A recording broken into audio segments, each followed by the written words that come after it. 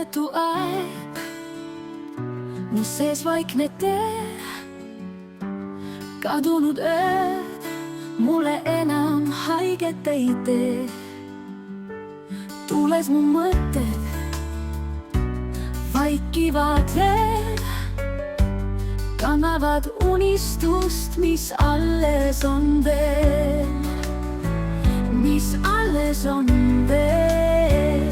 Uus hommik mind ootab, uus algav päev.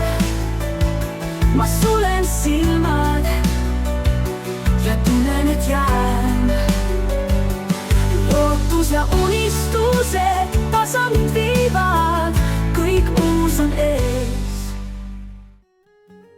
Talvine õhtu oli langenud üle väikese maapiirkonna. Lumi kattis hoove ja metsaservi ning Hanno maja akendest paistis soe valgus. Elutoas põles punane jõuluküünal ning köögist kostus vaikselt Hanno askeldamist. Agne istus diivanil, beež pleet süles, kui telefon helisema hakkas. Alex, tere Alex, mis uudist? Küsis Agne telefoni vastu võttes. Mäletad, et peale vana Mathilda surma jäi õhku küsimus, kes tema maja pärib? Küsis Alex rahulikult. Mäletan jah. Alex vaikis hetkeks. Asi on lõpuks selgunud, aga see lugu on päris segane. Ta rääkis lindast, vanglast ja pärandist, mis oli lõpuks jõudnud ühe noore naise kätte. Nii et siis meie kanti on oodata uusi elanikke, ütles Agne lõpuks. Ma ei rõõmustaks liiga vara, muigas Alex. See naine pidi paras tegelane olema. Jutt kandus edasi Hannoni ning lõpuks Kätlinini. Muide, Kätlini isa on kriminaaluurija Teet Kalm, mainis Agne muiates. Telefonis tekkis hetkeks vaikus. Teedul ja nii nunnu tütar või, naeris Alex. Samal õhtul toimus eeluurimisvanglas kohtumine, mida Diana oli pikalt oodanud. Külastusruumi uks avanes ning sisse astus Anna. Tere Anna, mul on hea meel, et sa tulid. Anna jäi tõsiseks. Kahjuks ei saa ma sulle samaga vastata. Kui Diana mõistis, et Anna ei kavatse teda aidata, muutus tema hääl vihaseks. Siis, kui mul raske on, pöörad sa mulle selja. Anna vaatas talle pikalt otsa. Kas sa üldse mõistad, mida sa teha üritasid? See auto, mille pidurid sa rikkuda lasid, kuulus minu tütrele. Diana silmades käis läbi segadus. Mida? See Elena on sinu tütre sõbranna või?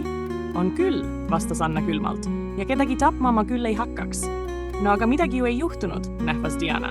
Aga oleks võinud, vastas Anna teravalt. Ta tõusis püsti. Sul on nüüd aega aastaid selle peale mõelda. Diana karjus talle vihaselt järele. Kuradi debiilik, seda sa veel kahetsed! Samal ajal istusid Teet ja Kätlini maja elutoas. Ma ei tea isegi, kas ma tahan ema külastada, ütles Kätlin vaikselt. Mul on temast kahju, aga ma olen temas pettunud. Siis kostus uksekoputus. Ukse taga seisis Alex. Mõtlesin, et tulen vaatan uue naabriga üle, muigas ta. Nii et siis üritad minu tütrele ligi ajada, küsis Teet rahulikult. Isa, pahvatas Kätlin kohe. Alex ajas end kohmetult sirgemaks. Oo ei, ma lihtsalt mõtlesin, et kui naabrinaisel abi vaja on, siis võib julgelt küsida. Õhtu jätkus vabamas meeleolus. Mõni aeg hiljem saabusid sinna ka Agne, Hanno, Elena, Säsil ja Oskar. Köögist levis kohvilõhn ning toas kõlas aeg-ajalt naer. Hiljem jäid Alex ja Kätlin hetkeks akna juurde seisma. Õues sadas rahulikult lund. Sul on siin päris mõnus, ütles Alex vaiksemalt. Õhtu hakkas lõpuks läbi saama ning Agne, Hanno, Elena, Oskar ja Säsil asusid koduteele. Kui nad külavahelisele metsateele keerasid, märkas Agne midagi kummalist. Hanno peata auto. Vaata, Mathilda maja juurde viivad värsked autojäljed. Jäljed viisid ainult maja poole. Tagasi neid ei tulnud. Elena arvas, et asja võiks kontrollida ning Oskar ja Hanno läksid olukorda vaatama. Vana Mathilda maja juures seisis lumme kinni jäänud must Audi. Kui mehed ukse avasid, avanes neile ootamatu vaatepilt. Pliidi ees kükitas noor naine, kes üritas kohmakalt tuld teha. Hanno tundis ta kohe ära. Hedvig, mida sina siin veel teed? Selgus, et Hedvig väitis end olevat maja pärija ning oli tulnud kinnisvara vaatama. Hedvig vihjas Agnele ning üritas Hannot provotseerida. Kas sinu Agne teab üldse kõike? Küsis ta muiates. Lõpeta ära, vastas Hanno järsult. Lõpuks aitasid Hanno ja Oskar Audi lumehangest välja. Enne lahkumist vaatas Hanno Oskarile otsa. Naistele me sellest ei räägi. Oskar noogutas vaikides. Tagasi auto juurde jõudes rääkisid nad ainult seda, et ilmselt olid jahimehed vana hoovi kaudu metsasihile sõitnud, kuid Agne ei uskunud neid päriselt. Sama õhtu ei andnud rahu ka Elenale. Ta istus diivaninurgal, sülearvuti süles ning uuris geoportaalist Mathilda maja ümbrust. Siin ei ole mingit metsasihti ega teed, kaardilt oli selgelt näha, et maja ümbruses polnud mingit läbisõidetavat metsarada. Miks Hanno ja Oskar valetasid? Mõtles ta vaikselt.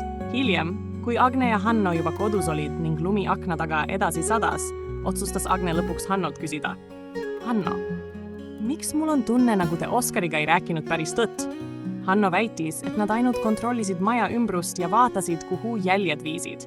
Agne jäi mõttesse.